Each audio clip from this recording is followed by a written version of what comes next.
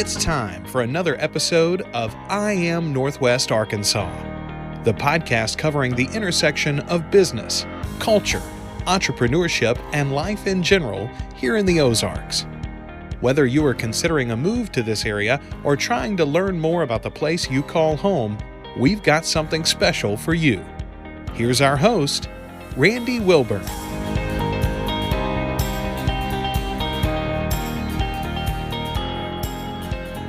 Hey folks, and welcome to another episode of I Am Northwest Arkansas. I'm your host, Randy Wilburn, and today I braved the rain and I drove up from Fayetteville to Rogers, Arkansas to hang out with John Allen, who is, between him and his wife, Andrea, are the founders of Onyx Coffee Lab.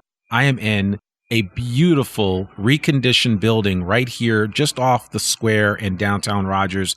They are doing a ton of construction work, but I imagine when they're done on the outside with the street and everything, this place is going to be amazing. As a matter of fact, I know it will be amazing because of the information that was shared with me by the Rogers Convention and Visitors Bureau about the plans that they have for this place. So it's almost as if John and Andrea got in at the right time. And without further ado, I just want to introduce to the audience John Allen, founder of Onyx Coffee Lab. John, how are you doing today? I'm doing good. Good. Yeah, excited to be here. Yeah, absolutely. I'm excited to be here myself. And as I was saying to you before, with my quick mistake that I made because I didn't hit the record button. And yes, folks, even seasoned podcasters sometimes don't hit the record button, but that's okay. We got a dry run before the run. But I was telling John, it took me forever and a day to really connect with these guys. This was a company. I've been going to Onyx down over on Township and what is that street? Greg, thank you. Township and Greg. There's an Onyx right there, and that's generally the one that I go to. And I got to say that I think I'm going to be making trips up to Rogers on a regular basis to come drink some coffee up here. But yeah, I told John that if at first you don't succeed, try again. And I didn't succeed at first in getting these guys on the podcast, and I kept trying and I kept trying and I kept trying, and here we are today. So John, thank you so much for joining me today. I would love for you to share a little bit with our audience, a little bit of your superhero origin story about how you guys got started. And I know you were originally a barista, and that's where you've got your taste of coffee. But talk about how you got here. Oh, man. You know, we sort of just tripped over some specialty coffee trees and landed in the business itself. I don't know. It's a convoluted story of essentially, we were both baristas growing up, like we had talked about earlier, and had fallen in love with the community aspect of coffee more so than the sensory side of coffee at first, but had never really envisioned it as being a career. I thought I wanted to play music, and so I had joined a band that I was a fan of in high school and started touring about 7 or 8 years of my life. And what instrument? I played guitar. Okay. Or I attempted. Right. I was like an average guitar player. Right. And yeah, quickly, or maybe not so quickly, but really started to understand that I was kind of tired of travel. We were doing, 250 shows a year. Wow. I was gone 8 months out of the year. And so, yeah, it was a lot. And at that time, just sort of saw an opportunity to get into coffee. And so honestly, at first, it was the community aspect and the sort of just the financial and foundation aspect to get into it. And then I'm sort of an all or nothing person. So once we committed to coffee, I don't know, it just kind of took over my life like an infection. I couldn't get rid of it. And soon I was traveling again, just the same amount, but for coffee instead of music. Reason. And so I don't know, it feels kind of like destined now maybe, but it wasn't the long-term plan at the time. How about that? And running a band is actually very similar to running, a small business this way. So it's it kind of goes hand in hand, it's 50% hard work, 20% artistry. Yeah.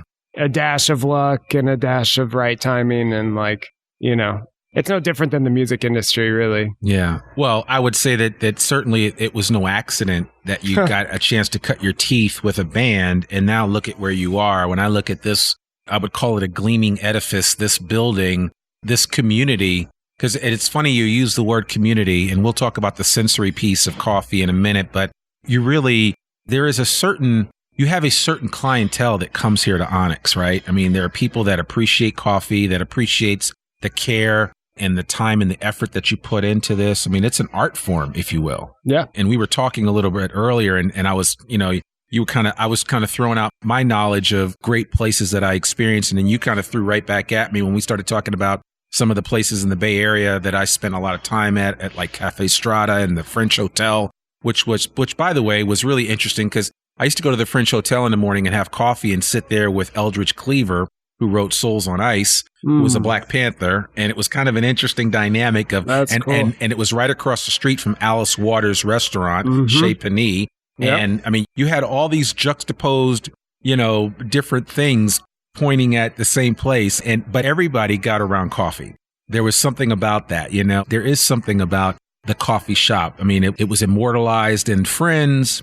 It's been immortalized in a lot of other TV shows and movies, but there's something about being able to come to a place and, have a good cup of coffee and really enjoy it. And it wasn't that long ago that people didn't give coffee a second thought. Right. And now it's everywhere. And we have words for it, coffee culture. Right. And it's a big deal. But I mean, you guys jumped on the bandwagon early and you were actually able to deliver a product and an experience right here in Northwest Arkansas that I would dare say probably didn't exist before you guys started. Is that correct?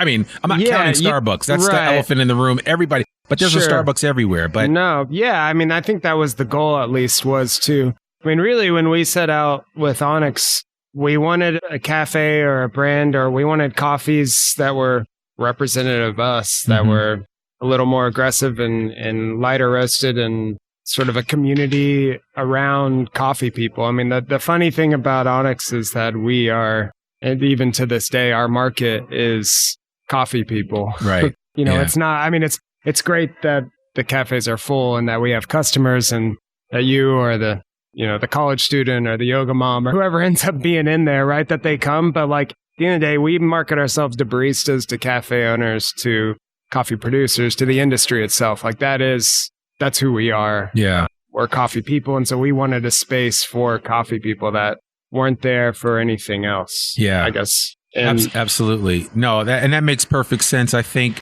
like I said, when I come here, it's a different kind of experience than some of the experiences that I've had at other coffee shops. And you want to be educated about the process and how you brew your coffee, the type of coffee that you utilize. And so I'd love for you just to kind of share the thinking when you guys got into this. You were baristas, you got bit by the coffee bug, no pun intended, and you developed from there and said, you know what, we are going to do things a little differently.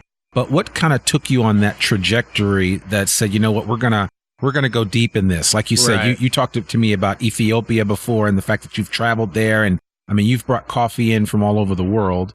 I think the last time or one time when I was talking to you, they were telling me that everybody's headed to Boston for some big event, right? And there's always something going on. So I mean, you don't just talk about it or say, hey, we want to be this special place. You have immersed yourself in it. Yeah. When we say it sort of took over our life, it took over our life, and not in a bad way. I think, coffee has just become such a big part of who we are, and we almost self-identify with it because we love the industry so much. I mean, there's nothing else like it out there, for good or for bad. The coffee industry is, in our opinion, is the greatest industry that's ever been, and the people involved are unbelievable. So, for our sort of roots with it, we were just really focused on bringing not just a new experience to Northwest Arkansas, I think, because that feels sort of trite almost, but like essentially all the things that we liked that were going on other places, we didn't want to just kind of like mimic that and bring that here, but try to do something new to, I don't know, I guess we're both a little bit competitive. So it's like, we want to be the best roaster in the United States, not in Fayetteville or in Northwest Arkansas or whatever it is. And so because of that, that has ended up making us go all over, and sort of like see the roots. Once you start to experience that,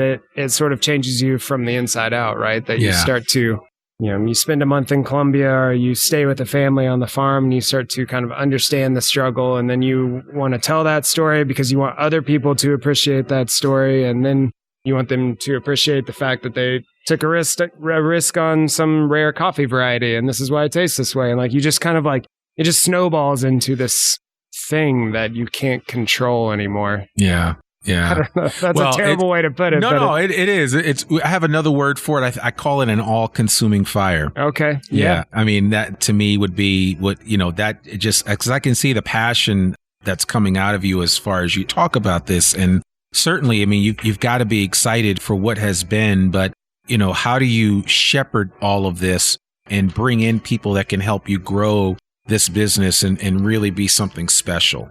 Yeah. I mean, what Onyx is its staff at like the end of the day. Like we are a pretty tight knit family. I mean, we're actually sort of like our biggest struggle right now is to figure out like how are we growing and maintaining the way we've run our business for so long, because, our staff are our friends, our family. We travel and live with them all the time. And so, we're now at 100 strong or so, and that's a different mentality. And so that's been a real struggle that we actually haven't figured out. Maybe you can tell me after the podcast and you can school me on business. But yeah, I don't know. Like the people that are in our place, what we call like our core staff, have been with us really from the beginning.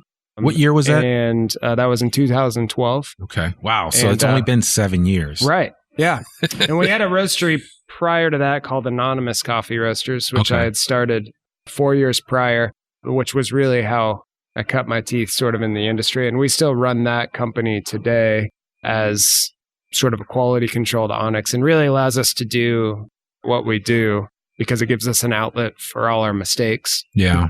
And so, but yeah, the people here, the culture of the staff and what they bring is everything of who we are. I mean, it's kind of like becomes half the focus, Yeah, I can imagine. The average turnover in coffee is actually quite large. And so to have, a majority of our core staff here from 6-7 years gives us a real leg up in the industry, and also allows us to kind of like have a partnership or even though we don't have maybe like real investors within the company, it's my wife and I, we do have these people that are like solely invested that we treat as like bringing the ideas to the table that are implemented, that are founders like us. Yeah.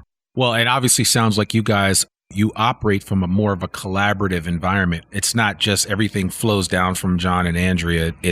Obviously you guys have your ideas, but you look to the rest of the people at the table for sure to help you out. Yeah. I mean, and really not just the people working for us, but like the coffee, the high-end specialty coffee community as a whole. I mean, it's a pretty tight-knit industry. And so whether it's through coffee competitions or maybe it's competitive wholesale, or, I see tons of coffee buyers in the field all over the world.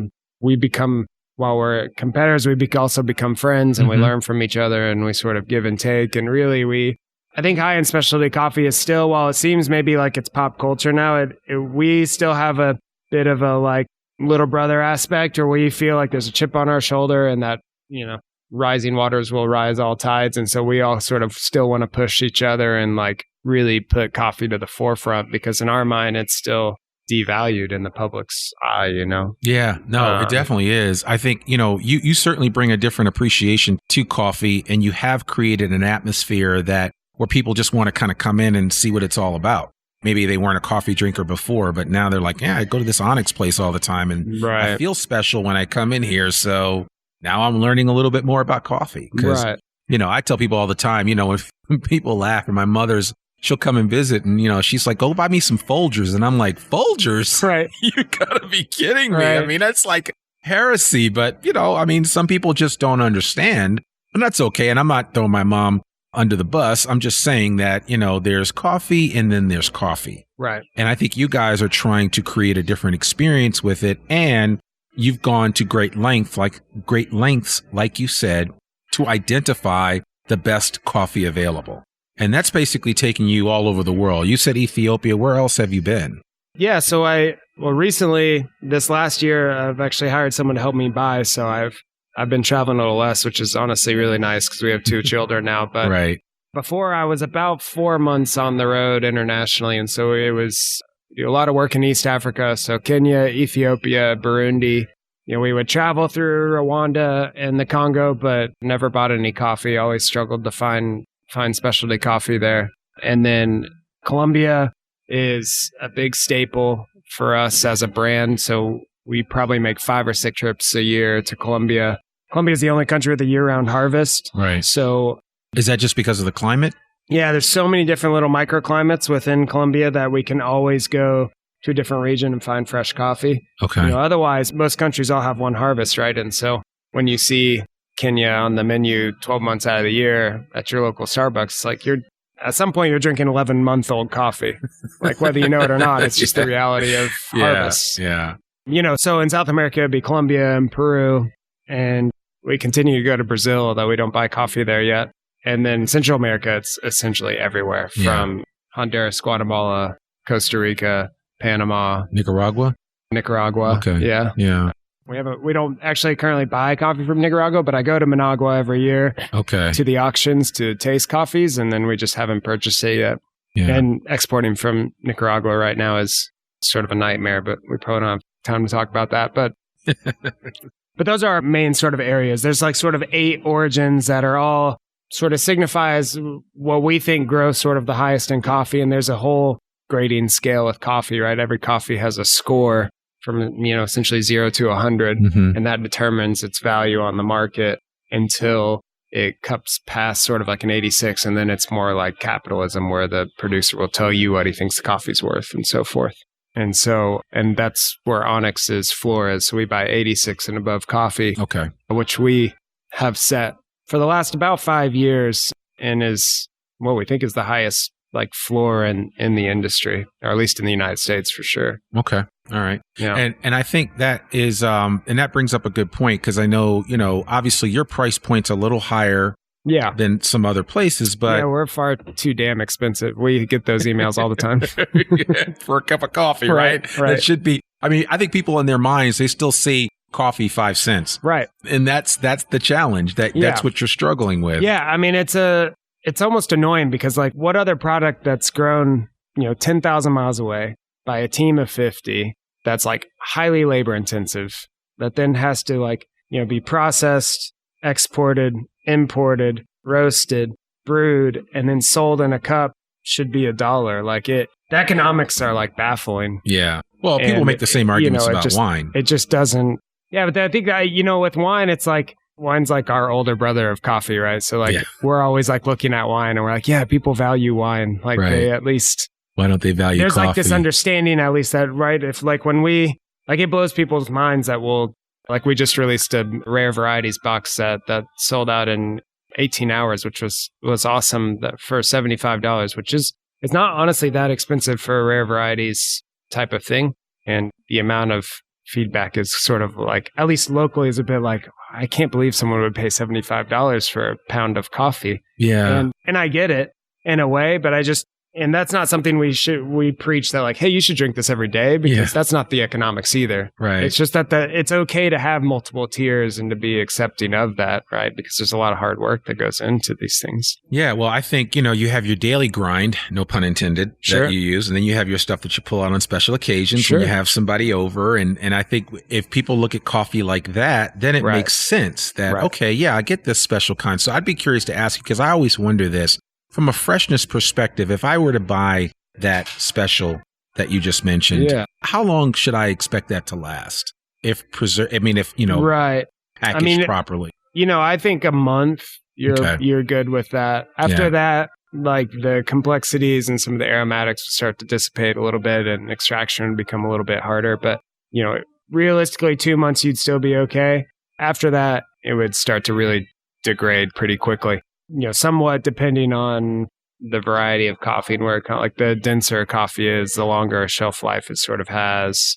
We want to get into that. But. No, I'm just curious. Some people want to know, right? Because a lot of people, because, I'm always asking, I go to visit somebody, they're like, hey, you want some coffee? I'm like, yeah, sure. And then I'm always like, well, how long have you, if it's like, I don't drink, because especially if it's somebody I know that doesn't drink coffee, I'm like, how long have you had this? Oh, this has been like 11 months. I've just been sitting here, or it's in the freezer, and I'm like, it's got freezer burn. I'm just like, that's not, that doesn't work. Yeah. In theory, you want like 3 weeks, I would say, is a safe, just like rule of thumb from roast. Yeah. Depending on how you're brewing. If you're doing espresso, like for us, we like espresso 10 days off roast, filter maybe 5 or 6 days off roast. Yeah.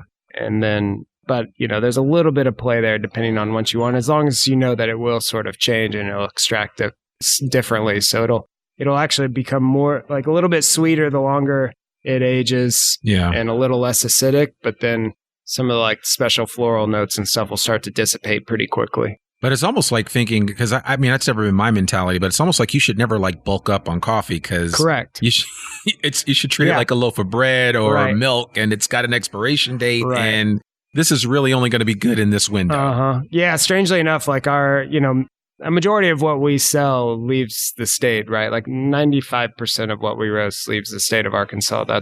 That is our market, but half, I feel like our sales job is like convincing people not to buy so much. We're like, hey, just like buy more frequently, but don't order so much. We're always editing orders down for those reasons. Absolutely. Yeah. It's the one reason why I've stopped going to the big box stores to buy my coffee, because, I can only consume but so much, and I drink coffee every day, but I'm like, I want to get a small amount so that I can get a quality coffee. So you brought up the fact that Onyx is out of state, which I don't think a lot of people realize. And I happen to be blown away. I was sitting at a friend's house in Boston, of all places, and they had a bag of Onyx. And I was like, wait a minute. So where is Onyx available now?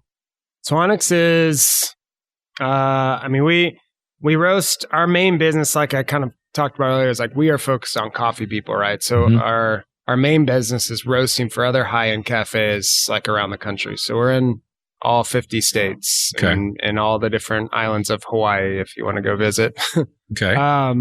But yeah, so we ship to all 50 states, and then we roast for quite a few cafes in like Canada, like Toronto and Hong Kong, Singapore, the UAE is a big buyer of specialty coffee right now. So we ship a lot of coffee to Dubai.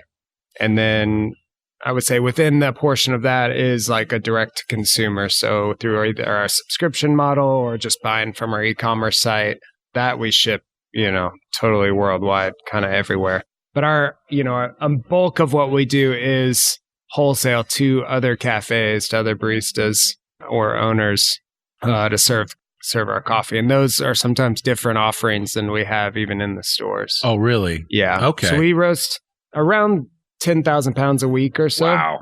That's a lot of coffee. And then, from a specialty perspective. Yeah. It keeps us busy.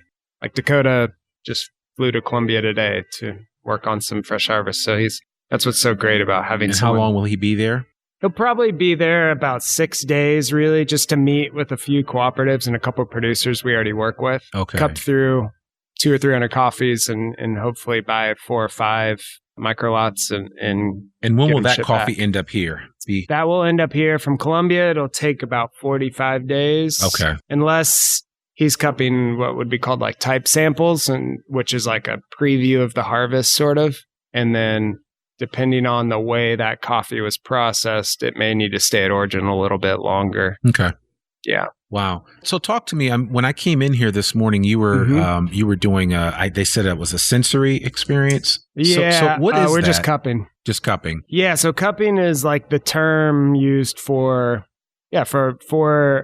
tasting coffee, whether that's scoring or for us today, we were just checking production. So we cup twice a day. Okay. So we roast, in small batches, and then we take a small sample of that batch, and then we will cup that batch before it gets packaged and shipped out to make sure everything is right. And so that's like one of the levels of quality control we have. Summer, who is head of our QC now, she literally cups every batch of every coffee we ever produce. And she controls the ability to stop something if you say this is not quite right. Right. Okay. And she's kind of amazing. Not crazy often. Like I would say maybe once a week we pull a batch. More so we pull like when we made a mistake buying coffee, which is very common. I would say honestly 20% of the coffee we buy never is released as Onyx. Really? So it goes straight to anonymous, which is sort of kind of what I talked about earlier. It's like kind of it's one of the reasons that keeps us honest, and one of the ways that we think we set the bar so high is that normally, you pick your coffee, a container from Kenya, and if it's a high-end auction lot, it's going to be $5 to $7 a pound green coffee wise, and a container is 40,000 pounds. So, you make a mistake, it's a $200,000 mistake. Right. I know I look super cool. I can't take that hit. Right. So what happens, and this is every roastery I'm essentially talking about right now, you blend it or you serve it because chances are it gets mixed with, if it's a cafe, white chocolate and milk, and you don't know that there's 2 parts less citric acid in it, and therefore it's a lower scoring coffee. Like no one, most people don't care, right? And so it either is blended away or it's put in milk or it's thrown into cold brew or whatever. It's just not wasted. And it's compromised in some way. Yeah. And this would be anything below that 86% threshold. Okay. Right. And so for us, what we do is that everything we either buy or we do in production every day is cupped what's called blind. So essentially we don't know what we're tasting. Mm-hmm. So everything is scored. And then we would mark it if it's cupped poorly. And then that just moves to anonymous without us knowing. So that way, because I know what the coffee costs or what we bought, and I will be biased no matter what, right? Mm-hmm. Like if I know there's a 6-figure price tag attached to the acidity level of a coffee, you can't help but think like, is it an 85.5 or is it an 86, right? It's like let's just let that slide through. Exactly. So this allows us to be super honest and say like, no, we are a true quality first operation that like, we're not worried about the finances of it. If you flag it, it'll move, and we'll try to break even on Onyx and on Anonymous. And so that's really what that second company is there for, is it's purely there to break even on all my stupid mistakes.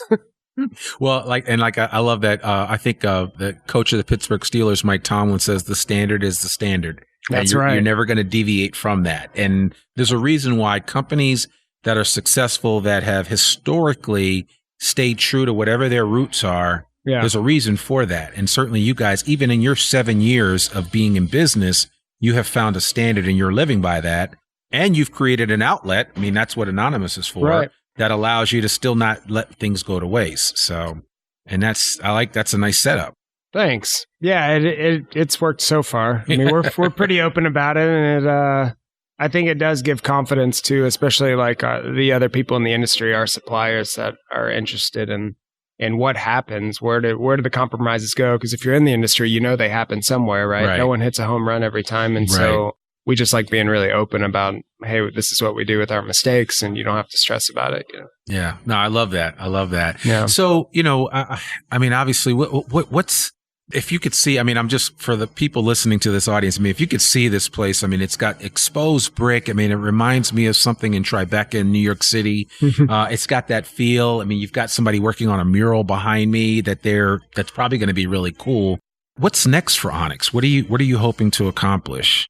Yeah, so we have a couple of new kind of brick and mortar projects in the works, and we're sort of like a bit of a transparent company to a fault in a lot of ways. One is, which we're real open, that we want to have a cafe in every downtown of Northwest Arkansas. That's a real goal for us. Okay. And the cafes, we don't want to have a ton of stores and just cookie cutter things. I mean, we really take our time with expansion on the physical cafes, because they are sort of like the face of our company. Again, they're not the meat of the company, but they are the sort of the heart and soul of it. And so that is still a long-term goal for us, to open up a few more places in the area. And then really from there, it's just expanding our roasting and our wholesaling, our direct to consumer going forward, and finding nicer and nicer coffees, opening new relationships, and then pushing, what hopefully the specialty coffee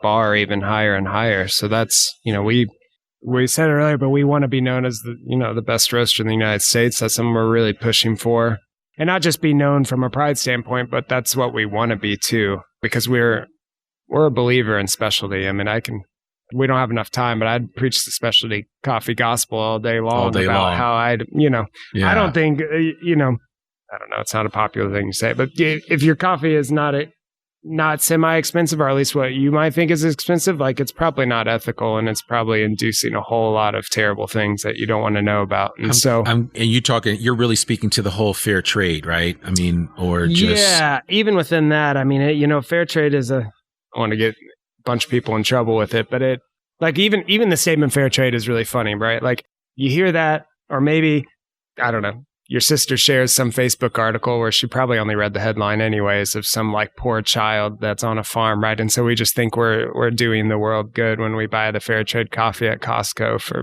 $6 a pound, which is absolutely ludicrous in the way economics work. But fair trade, really what it means is like there is data behind it. It's not just a feel good. Like fair trade means that the coffee, no matter what the C market does on the commodity market, that coffee can only be traded for $1.40. Like that's the floor of it. Right. Now it could go higher if you had some pull, but for the most part, like that's the floor, which is great right now because the C market's like, I don't know, $1.02 or something. Yep. So that sounds like it's a positive thing. Mm-hmm. Then you look at cost of production for coffee and it's on average like $1.20 to $1.60, depending on what country you live in. Yeah. So really you're either like losing 20 cents, netting even, or making 20 cents a pound, which is essentially will cause like cyclical hunger and poverty for the rest of that person's life. Right. And where the change happens is not to say grow more coffee or produce a higher yield or whatever.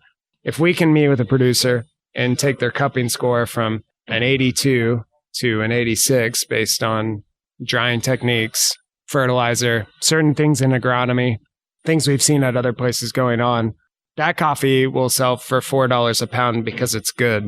Not because they marketed well or because they joined a fair trade cooperative or they have some certification mark that makes a bunch of white people feel better here in Arkansas. But like, it just is like good, right?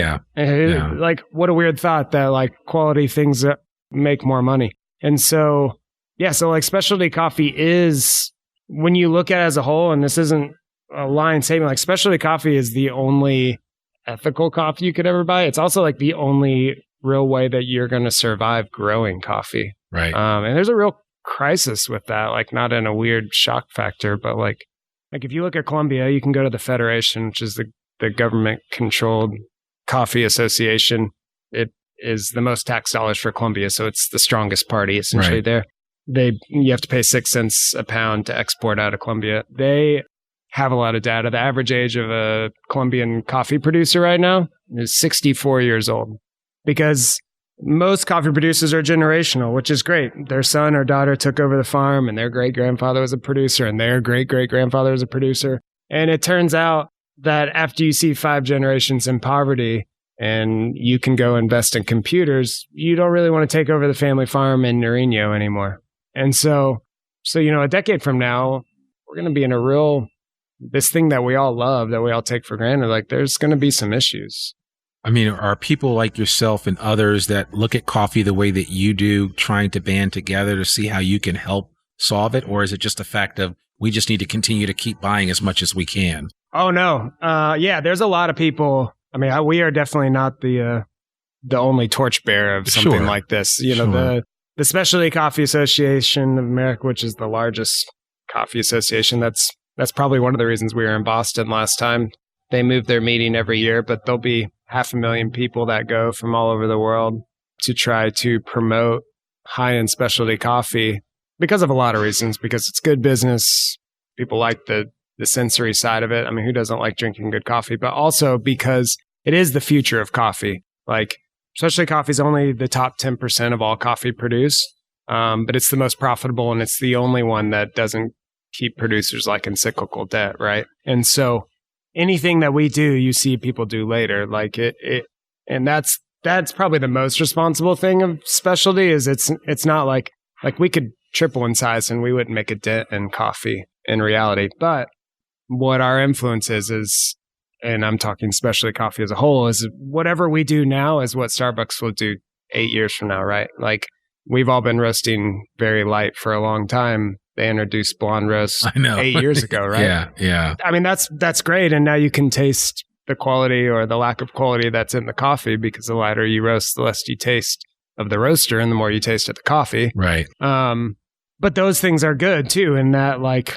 we see that we can change big business over time through the trends that we do now, right? Yeah. Because Starbucks is now puts the country they buy from or puts the region they buy from. Before it was just a generic blend, right? And even little things like that make a vast difference in the like public knowledge of what coffee is. I mean, most, for something that's so widely consumed, I would say that most people don't know coffee is a fruit. right? Or a cherry, or that it's this really hard crop that takes 5 years to produce 1 pound of coffee when you first plant. Like the amount of investment and risk in coffee is like unbelievable, you know? I don't think people understand. I mean, they don't, but you're kind of helping. You're kind of helping educate, and you've certainly taken me to school today. So, well, I'm get on my soapbox. We can go all day long. No, it's good. I mean, I see your passion. I mean, I wish people could see this, but I mean, clearly this is something that you really care about. And I want to switch gears just a little bit right before we close, because I want to ask you your thoughts and view of the business climate here in Northwest Arkansas and how you've been able to be successful with the way things are here. And that's not to say that they're bad. I'm just saying, I mean, this area is amazing as far as, I mean, I personally love this area.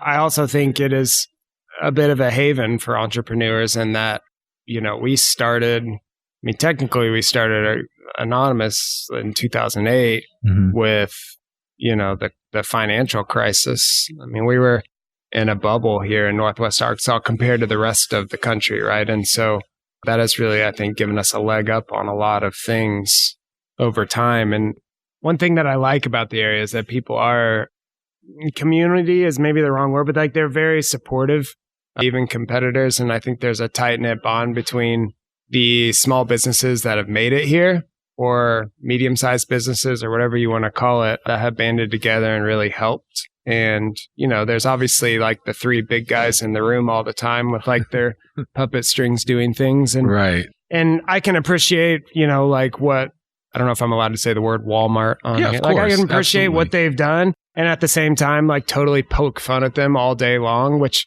I find that people that work for Walmart enjoy anyways, because everyone knows the elephant in the room. So it's like, there's this, what I thought of, like when I look at Bentonville, for instance, it's like, to me, Walmart bought as much culture as they could, and it seemed super fake for a very long time. And then all of a sudden, that fakeness started creating real culture, and then now real people are moving there and doing like pretty cool things.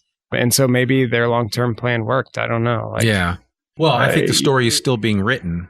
Correct. And that would make sense. Yeah. And what you're saying makes a really good point, is simply that, you know, you need some people to get the ball rolling. Right. But then, you know, what Sam Walton started, what J.B. Hunt started, what Don Tyson started, you know, people like yourself and Matt Cooper. I don't know that I'm quite with those guys, but Well, but you know what I'm saying. I mean, it's just this idea that, you know, let's face it. I mean, when Sam started Walmart, I mean, it was an entrepreneurial experiment. Yeah. And he was able to turn something small into something large. We could be talking 10 years from now and saying, wow, I remember Onyx when. And not to say that you're going to become some large coffee behemoth, but still growing to a point where you're able to not only employ a bunch of people and take care of a bunch of families, both here in the States as well as in other parts of the world, because your ability to reach and impact, if people really start drinking Onyx off the charts, not only does it affect everybody here in Northwest Arkansas, but it also starts to affect families around the world. And I'm sure you're aware of that and realize the potential for what Onyx can be. Yeah, I think I go back and forth on it. You know, it's like, sometimes I wish that we just clocked out at 5 and like we could go home. Other times I mean, the educational aspect and the physical coffee part of it, you know, we love. Like yesterday we had a producer in from Guatemala giving a talk here, and it's like, it's just great to see that kind of aha moment with people understanding where it's from. But man, I don't know.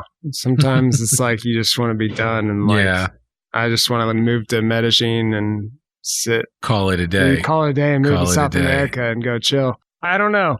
But it is a good area for that. And I mean, we love Northwest Arkansas, and we want it to be known for something spectacular. I mean, I think that's one of the fun things, is that we get lumped in, at least with most people, with, you know, the top 5 roasters, at least in the country. And I love that it's in Arkansas and not on the West Coast. Like, it just pisses off all the San Francisco and the LA roasters. And and they buy more of our coffee than any of us, right? We sell more in LA than we do in Arkansas. But that's funny. I love that makes them mad, and in a funny way, at least. And so I don't know what our success here ends up being, but I think maybe like, because there's such a large corporate environment here, we can be that like just a taste of punk rock for all the Right. seats, that they can like feel like they're a little rebellion when they're having Absolutely. coffee here, and then they can go Absolutely. on to their desk job and like put villages out of business or whatever they do.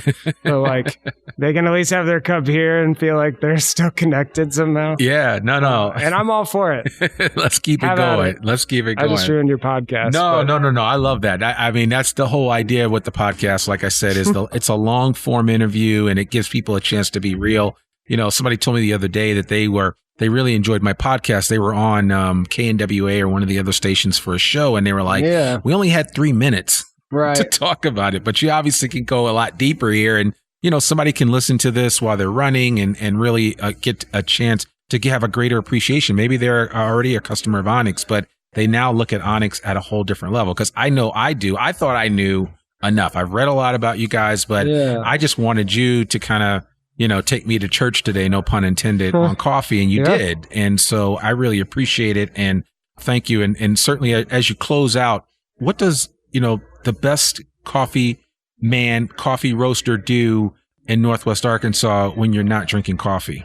Where do you like to go eat and hang out here in Northwest Arkansas? And I don't want to put you on the spot or make any of your restaurant friends mad at you. But so recently, Barclay has been my jam because I'm a pretty big natural wine fan, okay. and I think they have a pretty great wine program. Obviously, the bar above our roastery, the Foreman, I think has unbelievable selection. So I hang out there. Jason Paul's a good friend of mine, so Heirloom. Heirloom. He's not good enough friend that I can get reservations every night. Oh my gosh. But, it's like you need a couple months in advance right? to get in there. So But no, he has a very similar mentality, I think, in the culinary aspect of things, and so we connect on a lot of different levels, and I have a lot of respect for what he does. that's cool. Oven and Tap, I think, is fantastic. Yeah. And that's usually where you end up bringing in a lot of clients a lot because it's comfort food and also a little bit elevated and good. Cooper's amazing. I mean, I make friend a rope swing probably once a day, so I like having friends also within the company because Right. they're all really good people. They even are, when I they poke are. fun at wow, we won't even get into that. Yeah. And yeah, I don't know. All the guys here, Yayos. I mean, all the Springdale taquerias are my jam. There's some good pupuserias opening up here. Salvadorian food is a big part of my life because I spent a lot of time in San Salvador. Yeah. And so I feel like there's a good amount of Salvadorian food opening up. Right. That's legit. Yeah. Yeah. Okay. I know we were talking. I still would like to have some injera and get some Ethiopian food here. that but would I be nice. That would be can't seem nice. to figure that out. Ethiopian food would be great if we could figure something out. And Maybe that should be your next calling, my friend. we'll have to I'll have to look into that. So, man, I really appreciate you taking the time, John, to have us down here to this beautiful building. If you guys have not been here before, I think the address is 101 East Walnut. Yeah. And that's right here at the corner. You see they have a really cool sign out front. There's a guy behind me putting up what's probably going to be an amazing mural at some point in time in the very near future. And listen, just come down here, get a croissant. The croissants look like they do in the patisseries in France, but get a croissant, have an oat milk latte, and just enjoy what Onyx is all about. And if you can't do it here in Rogers, there's an Onyx in Bentonville. Yep. There's an Onyx in Fayetteville at Township and Gregg. And then is there an Onyx in Springdale? Soon to be. Soon to be. Okay. That's See that? right. Calling those things into existence. That's so, right. Yeah. So there's Onyx all around. Support what John is doing. Support not only him and the employees here at Onyx, but also the growers that are growing amazing coffee. So, John, thank you so much. Appreciate you being on the podcast. Thanks, Randy. Yeah.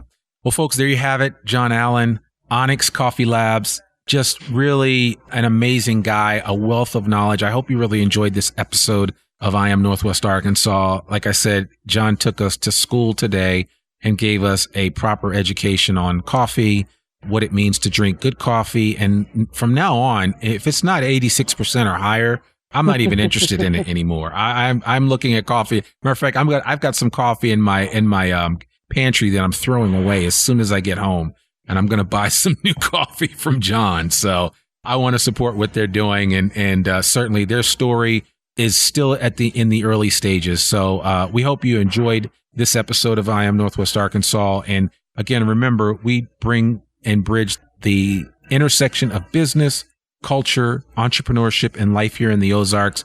And we want to tell your story. So if you have an interesting story to tell, we'd love to have you on the show. Reach out to us at randy@IamNorthwestArkansas.com, and we'll connect with you soon. We'll see you next Monday at 12 noon with another brand new episode of I Am Northwest Arkansas. That's all we have for now. Make it a great day. We hope you enjoyed this episode of I Am Northwest Arkansas. Check us out each and every week, available anywhere that great podcasts can be found.